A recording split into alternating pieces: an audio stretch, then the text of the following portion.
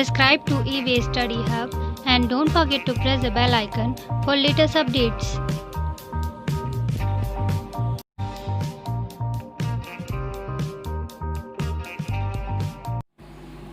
Hello everyone, welcome you all to eWay Study Hub, eWay to Success. So in this lecture we will discuss about detailed syllabus of microcontroller and embedded system, about microcontrollers, its application and its history. So let us start.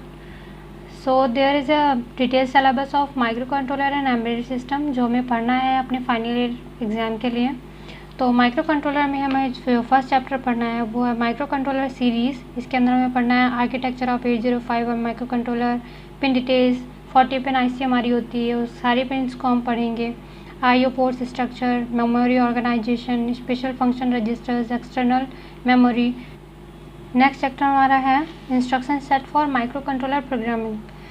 Instruction set of 8051, addressing modes, types of instructions, timer operation, serial port operation, interrupts, इन सब के बारे में हम पढ़ेंगे detail में. Then हम पढ़ेंगे माइक्रो कंट्रोलर के बाद एम्बेडेड सिस्टम जो हमारे सिलेबस का एक पार्ट है, एम्बेडेड सिस्टम. तो इंट्रोडक्शन ऑफ एम्बेडेड सिस्टम में हमें पढ़ना है what is embedded system, history of embedded system का architecture, function structure of embedded system. Then हमारा fourth chapter embedded operating system. इसमें हमें पढ़ना है real time operating system, factors affecting embedded system, application of embedded system characteristics and features. Then हमारा fifth chapter जिसमें हमें पढ़ना है पीआईसी माइक्रो कंट्रोलर्स के बारे में, उसका block diagram, function of each block, introduction of AVR microcontroller, block diagram of AVR microcontroller, function. Then हमें पढ़ना है programming concept of microcontroller, basic introduction of software use in microcontrollers, how to transfer C or ASM code in microcontrollers. Then input output interface, sensors, 7 segment display, LED, LCD, relay. Then internet of things मतलब IoT, introduction of IoT applications, architecture, protocol, function block of IoT, characteristics of IoT, brief idea of Arduino.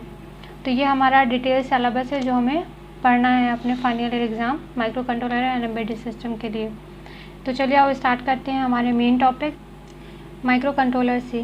तो MCS series start करने से पहले, that means micro controller series start करने से पहले हमें पता होना चाहिए कि माइक्रो कंट्रोलर क्या होता है. तो इस टॉपिक को हम इसी लेक्चर में डिस्कस करेंगे कि व्हाट इज़ माइक्रो कंट्रोलर. तो let us start with our topic.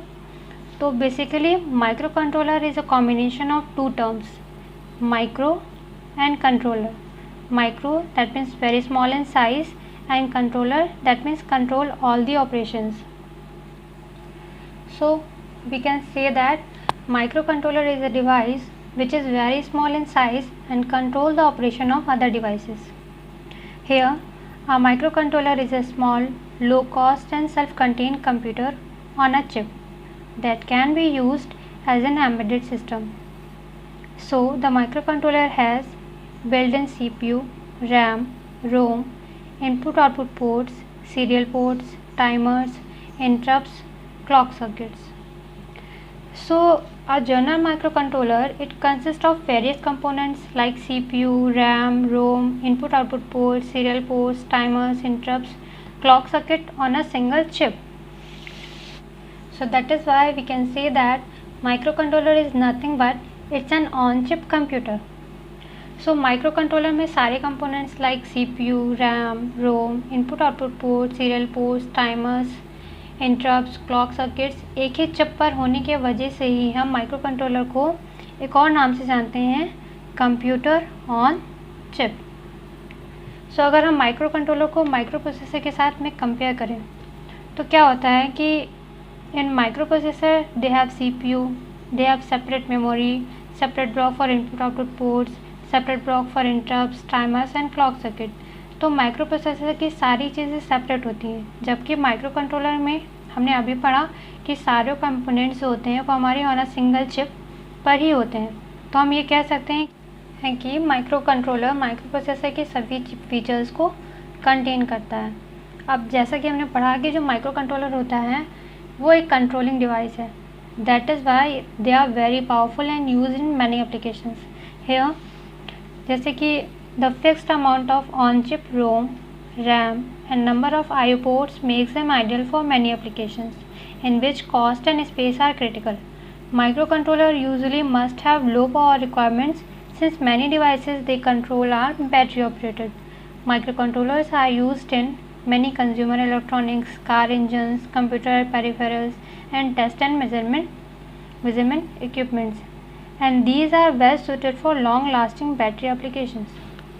तो यहाँ हम पढ़ रहे हैं कि जो माइक्रो कंट्रोलर होता है वहाँ उसके लिए पावर की बात हो जा रही है कि जहाँ पर हमें कम पावर की ज़रूरत होती है वहाँ माइक्रो कंट्रोलर का यूज़ करते हैं, जहाँ हमें कम स्पेस की ज़रूरत होती है वहाँ माइक्रो कंट्रोलर का यूज़ करते हैं। क्यों?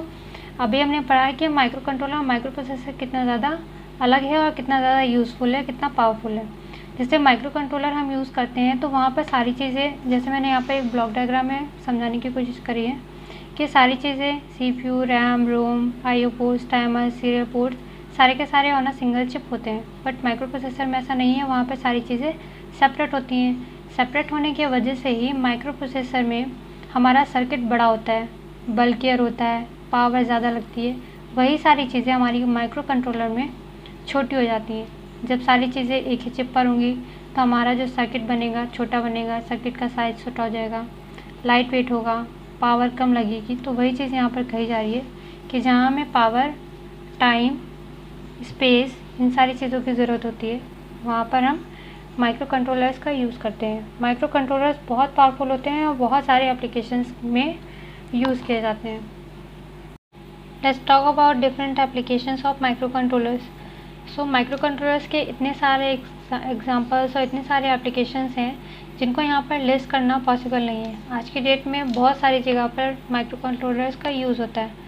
तो चलिए हम कुछ डिफरेंट एप्लीकेशंस के बारे में बात करते हैं। तो पहला हमारा एप्लीकेशन है कंज्यूमर इलेक्ट्रॉनिक प्रोडक्ट्स। बहुत सारे ऐसे कंज्यूमर इलेक्ट्रॉनिक प्रोडक्ट्स हैं जहाँ पर हम माइक्रो कंट्रोलर्स का यूज़ करते हैं, like toys, cameras, robots, washing machine, fire alarms, chimney, microwave oven etcetera. Chimney and microwave oven हमारा temperature sensing and controlling device है। और बहुत सारे हमारे होम अप्लायंसेस होते हैं जो ऑटोमेटिकली रन करते हैं। तो वो ऑटोमेटिकली रन करते हैं माइक्रो कंट्रोलर की वजह से। आज के डेट में बहुत सारे होम अप्लायंसेस हैं जिनको हम लोग डिफरेंट तरीके से कंट्रोल करते हैं। बहुत सारे एप्लीकेशंस हैं जिन्हें हम रिमोट के थ्रू, बहुत सारे अप्लायंसेस हैं जिनको हम DTMF के थ्रू और अपनी वॉइस से या फिर अपने हैंड के गेस्चर से कंट्रोल करते हैं। तो ये सारी चीज़ें पॉसिबल हैं माइक्रो कंट्रोलर्स की वजह से। नेक्स्ट हमारा एप्लीकेशन है मेडिकल इंस्ट्रूमेंट्स। मेडिकल इंस्ट्रूमेंट्स में आपने ECG that means electrocardiograph machine ज़रूर देखी होगी जो हमारे हार्ट की एक्टिविटी को चेक करती है। तो वहाँ पर भी हमारा माइक्रो कंट्रोलर यूज़ होता है। एक्यू चेक में भी हमारा माइक्रो कंट्रोलर यूज़ होता है। बहुत सारे मेडिकल इंस्ट्रूमेंट्स हैं यहाँ पर हमारा माइक्रो कंट्रोलर यूज़ होता है। देन कम्युनिकेशन में, सेल फोन्स में, टेलीफोन सेट्स में, आंसरिंग मशीन में, बहुत सारी जगह पर माइक्रो कंट्रोलर यूज़ होता है। आजकल आपने ऑफिसेज़ में देखा होगा एक डिवाइस होती है जहाँ पर आपको सिग्नेचर करने की ज़रूरत नहीं है ऑफिस में, बस आप अपने थंब को या फिर अपने फिंगर को वहाँ पर स्कैन करते हैं और आपकी अटेंडेंस वहाँ पर काउंट हो जाती है। तो ये सारी चीज़ें माइक्रो कंट्रोलर की वजह से ही पॉसिबल हो पाई हैं। ऑफिस इक्विपमेंट्स में like fax machine, printers, then automobiles में भी हमारा माइक्रो कंट्रोलर यूज़ होता है। जैसे स्पीडोमीटर, हम लोग अपनी गाड़ी की स्पीड को स्पीडोमीटर के थ्रू ही कम या ज़्यादा करते हैं, तो वहाँ पर भी हमारा माइक्रो कंट्रोलर यूज़ होता है। ऑटो ब्रेकिंग सिस्टम, तो बहुत सारे एप्लीकेशंस हैं जहाँ पर माइक्रो कंट्रोलर यूज़ होता है आज की डेट में। तो चलिए अब बात करते हैं इसकी हिस्ट्री के बारे में कि हमारे माइक्रो कंट्रोलर्स कैसे डेवलप हुए। तो brief history of 8051 micro controller. In 1981, Intel introduced an 8-bit microcontroller called 8051. It was referred as System on a Chip because it has 128 byte of RAM, 4 kilobyte of on-chip ROM, 2 timers, 1 serial port, and 4 I/O ports 8-bit wide, all on a single chip. So अभी मैंने आपको बताया था कि microcontroller consists of all the components like CPU, RAM, ROM, I/O ports, serial ports, interrupts, timers, clock circuits on a single chip in a fixed amount. तो यहाँ पर भी वही बात हो रही है 8051 की। तो जब यहाँ पे 8051 की बात हो रही है तो वहाँ पर जो स्पेसिफिक अमाउंट में हमारा रैम, रोम, आईओ पोर्ट्स, टाइमर्स, वो सारी चीज़ें कितने अमाउंट में क्या थी वो यहाँ पर बताया गया है कि 128 बाइट ऑफ रैम था, 4 किलोबाइट ऑफ रोम था, 2 टाइमर्स थे, 1 सीरियल पोर्ट था, 4 आईओ पोर्ट्स थे, 8 bit white on a single chip. So 8051 microcontroller is an 8-bit microcontroller, means it can read, write and process 8-bit data. And all the microcontrollers which belongs to 8051 microcontroller family, that means 8052, 8031 microcontrollers, they are known as MCS51 family. तो यहाँ बताया गया है कि 8051 microcontroller 8-bit microcontroller है. That means it can read, write or process 8-bit data. If it is 16-bit, it can read, write and process 16-bit data. If it is 32-bit microcontroller, it can read, write and process 32-bit data. So this is our lecture. In our next lecture we will discuss about the types of microcontroller. So I hope कि आपको lecture अच्छे से समझ में आया होगा. अगर आपकी कोई क्वेरी है या फिर कोई क्वेश्चन है तो आप कमेंट सेक्शन में पूछ सकते हैं. सो वीडियो अगर आपको अच्छी लगी हो तो वीडियो को लाइक करिएगा और अपने फ्रेंड्स और जूनियर्स को ज़रूर शेयर करिएगा, क्योंकि बहुत जल्दी ही आपको अदर सेमेस्टर की वीडियो सीरीज़ भी मिलेगी. तो अपने जूनियर्स को शेयर करना बिल्कुल भी मत भूलिए. चैनल को सब्सक्राइब करके बेल आइकन को ज़रूर प्रेस कर लें ताकि आपको आने वाले नोटिफिकेशन तुरंत मिल जाए. तो चलिए आपसे मिलते हैं नेक्स्ट लेक्चर में. Till then take care. जय हिंद.